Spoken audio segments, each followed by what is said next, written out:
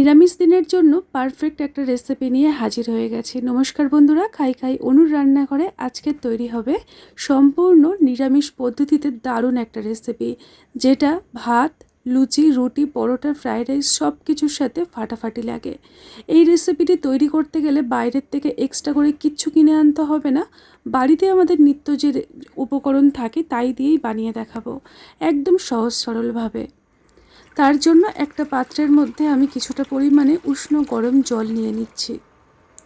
এবারে এর মধ্যে অ্যাড করে দেব 100 গ্রাম সয়াবিনের বড়ি। সয়াবিন বড়িগুলোকে জলের মধ্যে দিয়ে দিলাম। এবারে একটা হাতার সাহায্যে সব কিছুকে জলের সাথে ভালো করে বড়িগুলোকে মিশিয়ে দিচ্ছি। তারপরে এখানে অ্যাড করে দেব একটা ছোট্ট সাইজের ক্যাপসিকাম কিউব করে কেটে নেওয়া। তারপরে এখানে দিয়ে দিলাম একটা ছোট্ট সাইজের টমেটো, সেটাকেও কিউব করে কেটে নেওয়া, 4টে কাঁচা লঙ্কা, 1 ইঞ্চি পরিমাণে আদা, আর দিয়ে দেব 2টো পনিরের টুকরো।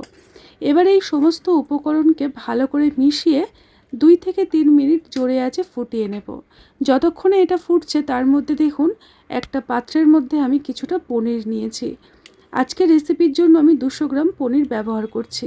পনিরগুলোকে একটু মোটা করে আমি দেখুন এইরকম চওড়া করে কেটে নিয়েছি। তারপরে আজকের যে রেসিপিটি তৈরি করব তার জন্য পনিরগুলোকে কিউব করে কেটে নিতে হবে। বন্ধুরা, রেসিপিটি একদম সহজ সরল আর সাধারণ। যদি ভালো লাগে তাহলে প্লিজ লাইক দিয়ে সাথে থাকবেন। দেখুন এখানে আমি কিছুটা পনির কিউব করে কেটে নিয়েছি, আর কিছুটা পনির এই রকম হাতের সাহায্যে একটু ভেঙে ম্যাশ করে নেব। তবে পুরোপুরি ম্যাশ করব না, একটু গোটা রেখে রেখে ভেঙে নিতে হবে। তো দেখুন আজকের এই পনিরের রেসিপিটি তৈরি করার জন্য পনিরটাকে এইভাবে রেডি করলাম। আর এদিকে একটা ক্যাপসিকাম বড় সাইজের নিয়েছি, যেটাকে অর্ধেকটা কিউব করে কেটে নেব। বন্ধুরা, এই রেসিপিটিতে ক্যাপসিকাম এবং টমেটো দুটোই ব্যবহার করব, তবে দু রকমভাবে ব্যবহার করছি। দেখুন এখানে ক্যাপসিকামটাকে এই রকম ছোট্ট করে কিউব করে কেটে রেডি করে নিচ্ছি। তো অর্ধেক ক্যাপসিকাম আমি কেটে নিলাম। এটাকে সাইড করে দিয়ে একটা গোটা বড় সাইজের টমেটো, সেটাকেও কিউব করে কেটে নেব। সম্পূর্ণ নিরামিষ হলে কি হবে, রেসিপিটি এতটা ভালো লাগে, আপনারা কিন্তু যদি কাউকে খাওয়ান সে বুঝতেই পারবে না যে এটা নিরামিষ পদ্ধতিতে তৈরি করা হয়েছে। একটা পাত্রের মধ্যে ক্যাপসিকাম আর টমেটোগুলোকে তুলে রেডি করে নিলাম। তার মধ্যে দেখুন সোয়াবিনটাও খুব সুন্দরভাবে কিন্তু ফুলে বড় বড় হয়ে গেছে। এখন এগুলোকে আলাদা করে নিতে হবে। একটা পাত্রের মধ্যে দেখুন সোয়াবিনের বড়িগুলোকে জল ভালোভাবে চিপে নিয়েছি, আর তার মধ্যে দিয়ে দিচ্ছি স্বাদ মতো লবণ, আর দিয়ে দেব 2 চামচ পরিমাণে বেসন। এদিকে সমস্ত সবজি আর পনিরটাকে একটা ছোট্ট মিক্সির জারের মধ্যে নিয়ে নেব। নিয়ে কোনো রকম জল না দিয়ে মিহি করে বেটে নিতে হবে। আজকের রেসিপিটি তৈরি করার জন্য এই মশলাটা খুব ভালো করে বেটে রেডি করে নিচ্ছি। যতক্ষণে মশলাটা রেডি করব, এদিকে দেখুন সোয়াবিন বড়িটাকে খুব ভালো করে পরিষ্কার হাতে বেসন এবং লবণ দিয়ে মাখিয়ে নিতে হবে। রেসিপিটি তৈরি করার জন্য সোয়াবিন একদম রেডি। এদিকে মশলাটাও দেখুন একদম মিহি করে বেটে নিয়েছি। একটা কড়াইয়ের মধ্যে 2 চামচ পরিমাণে রিফাইন তেল খুব ভালো করে গরম করে প্রথমে সোয়াবিন বড়িগুলোকে ভালো করে ভেজে নেব। তবে খুব একটা কড়া করে ভাজতে হবে না, হালকা গায়ে একটা সুন্দর কালার আসবে ততক্ষণ ভাজতে হবে। মোটামুটি 2 থেকে 3 মিনিট মিডিয়াম আঁচে রেখে বড়িগুলোকে গায়ে একটু হালকা কালার ধরিয়ে ভেজে নিচ্ছি। যখন সোয়াবিন বড়িগুলো জল নিকড়ে বের করবেন তখন চেষ্টা করবেন খুব একটা কিন্তু চিপবেন না। যদি ভিতরে অল্প একটু জল থাকে সেই সমেতই সোয়াবিন বড়িগুলোকে রেডি করবেন, তাহলে ভিতরে খুব একটা জল জলে ভাব বা জুসি ভাবটা থাকবে। দেখুন সোয়াবিনটাকে রেডি করে নিলাম। এদিকে কড়াইয়ের মধ্যে আরও 2 চামচ পরিমাণে রিফাইন তেল ভালো করে গরম করে গোটা গরম মশলা ফোড়নে দিয়ে দিয়েছি। তারপরে এখানে অ্যাড করে দেব কাশ্মীরি রেড চিলি পাউডার 1 চামচ পরিমাণে।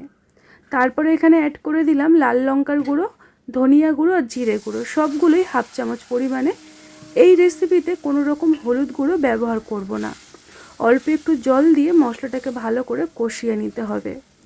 তারপরে এখানে অ্যাড করে দিতে হবে যে সব রকম উপকরণ দিয়ে যেটা পেস্ট তৈরি করলাম সেইটাই দিয়ে দিলাম, আর দিয়ে দিচ্ছি অল্প একটু মিক্সার ধোয়ার জল।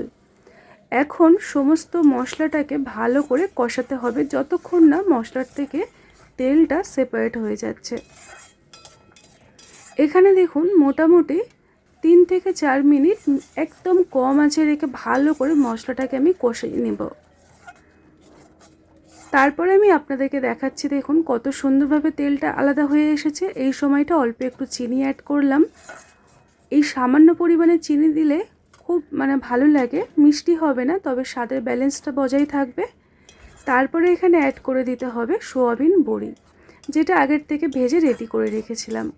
এবারে মশলার সাথে সব কিছুকে ভালো করে নাড়াচাড়া করে নিতে হবে, কষিয়ে নিতে হবে। যেহেতু এখানে সমস্ত সবজি আগের থেকে ভাপানো সিদ্ধ করা ছিল, তাই এখানে কাঁচা গন্ধ বলতে কিছুই থাকবে না। তার সত্ত্বেও আপনাদেরকে একটু ভালো করে সয়াবিনের সাথে মশলাটাকে কষিয়ে নিতে হবে। তারপরে এখানে বড় কাপের 1 কাপ পরিমাণে উষ্ণ গরম জল অ্যাড করলাম। এখন এর মধ্যে দিয়ে দেব স্বাদ মতো বা প্রয়োজন মতো লবণ, দিয়ে সব কিছুকে মিশিয়ে নিয়ে এখন এখানে অ্যাড করে দিতে হবে হাতে ভেঙে রাখা পনিরটাকে দিয়ে সব কিছুর সাথে ভালো করে মিশিয়ে নেব। আর কিউব করে কেটে রাখা পনির সেটাও দিয়ে দিলাম। একটা ভালো কথা বন্ধুরা, আপনারা এই রেসিপিতে পনিরটাকে কাঁচা ব্যবহার করবেন, কারণ ভেজে ব্যবহার করলে ভেজে পনিরের আলাদা একটা টেস্ট আসে। আর এই কাঁচা পনিরের এই রেসিপিতে এতটা ভালো লাগে আমি আপনাদেরকে বলে বোঝাতে পারবো না। এটা ঢাকনা দিয়ে ফুটতে দেব। এদিকে একটা ছোট্ট কড়াই আমি গ্যাসের উনুনে বসিয়েছি। 2 চামচ রিফাইন তেল গরম করে তার মধ্যে কিউব করে কেটে রাখা ক্যাপসিকাম আর টমেটো সেটাকে ভেজে নেব। জোরে আঁচে রেখে 1 মিনিটের মতো তেলের মধ্যে নাড়াচাড়া করে নিতে হবে। তারপরে এখানে অ্যাড করে দেব 1 চামচ পরিমাণে কসুরি মেথি পাতা। কসুরি মেথি পাতাটা দিলে এই রান্না আলাদা একটা স্বাদ বা ফ্লেভার পাওয়া যায়, যার জন্য এই রেসিপিটি খেতে কিন্তু দারুণ লাগে। সব কিছুকে মোটামুটি 1 মিনিটের মতো নাড়াচাড়া করে ভেজে নিয়েছি। এখন আমি এটাকে ফুটন্ত ওই রেসিপির মধ্যে দিয়ে দেব। সোয়াবিন এবং পনিরের এই রেসিপিতে তড়কাটা দেওয়ার জন্য এই রান্নাটা ভীষণ ভালো লাগে খেতে। আপনারা গরম গরম রুমালের রুটি বা পরোটা বা রুটি, লুচি পরোটার সাথে অতটাও ভালো লাগবে না, আগেই আমি বলে দিচ্ছি। আর তাছাড়া ফ্রাইড রাইস বা পোলাও বা ভাত সেটা দিয়েও খেতে পারেন, দারুণ লাগে খেতে। এবারে তড়কাটাকে দিয়ে ভালো করে সব কিছুর সাথে মিশিয়ে নিচ্ছি, নিয়ে কম আছে মোটামুটি 2-3 মিনিট একটু হতে দেব। এতে করে তেলটা দেখবেন অনেকটাই বেরিয়ে আসবে আর রেসিপিটি ভীষণ ভালো লাগবে। আমি আপনাদেরকে মোটামুটি 2-3 মিনিট পরে ঢাকনাটা খুলে দেখাচ্ছি, দেখুন কত সুন্দর হয়েছে, একদম গামাখা তৈরি হয়। আজকের আমাদের এই পনির দিয়ে সোয়াবিনের রেসিপিটি একদম তৈরি হয়ে গেছে। একটা পাত্রের মধ্যে গরম গরম পরিবেশন করে নিয়ে আপনাদেরকে দেখিয়ে দিচ্ছি যে আজকের আমাদের এই পনির এবং ক্যাপসিকাম টমেটো যাবতীয় রেসিপিটি কেমন হয়েছে। দেখতে যতটা লোভনীয়, খেতেও কিন্তু দুর্দান্ত হয়। সম্পূর্ণ নিরামিষ পদ্ধতিতে বানিয়ে দেখালাম বন্ধুরা। আশা করছি নিরামিষ দিনের জন্য পারফেক্ট একটা রেসিপি। যদি ভালো লাগে লাইক কমেন্ট করতে একদম ভুলবেন না। আজকের মতো এই পর্যন্ত, টাটা।